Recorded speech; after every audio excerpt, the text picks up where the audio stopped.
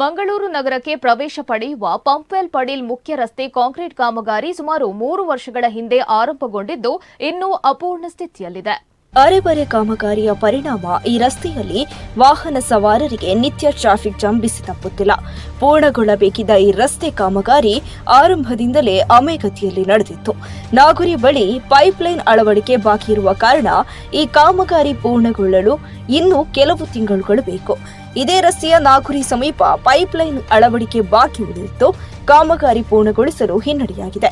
ಸುಮಾರು 170 ಮೀಟರ್ನಷ್ಟು ಪ್ರದೇಶದಲ್ಲಿ ಕುಡಿಯುವ ನೀರಿನ ಪೈಪ್ಲೈನ್ನ ಮುಖ್ಯ ಕೊಳವೆ ಅಳವಡಿಕೆ ಕಾರ್ಯ ಇರುವ ಕಾರಣದಿಂದಾಗಿ ಒಂದು ಭಾಗದ ರಸ್ತೆ ನಿರ್ಮಾಣ ಕಾರ್ಯ ಅಪೂರ್ಣವಾಗಿದೆ.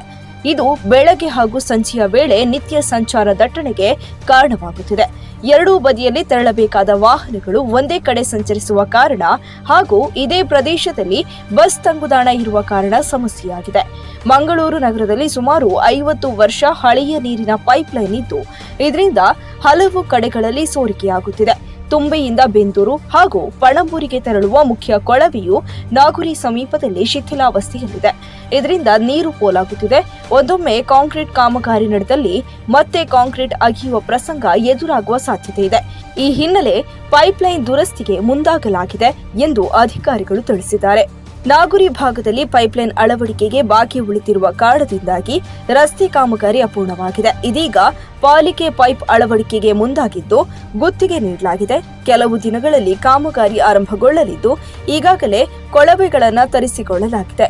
ಪಡೀಲ್ ಪಂಪ್ವೆಲ್ ರಸ್ತೆಯ ಪಂಪ್ವೆಲ್ ಫ್ಲೈಓವರ್ ಸಮೀಪದಲ್ಲಿ ರಸ್ತೆಯಲ್ಲಿ ಹೊಂಡ ಗುಂಡಿಗಳಿದ್ದು ಅಪಘಾತಕ್ಕೆ ಕಾರಣವಾಗುತ್ತಿದೆ.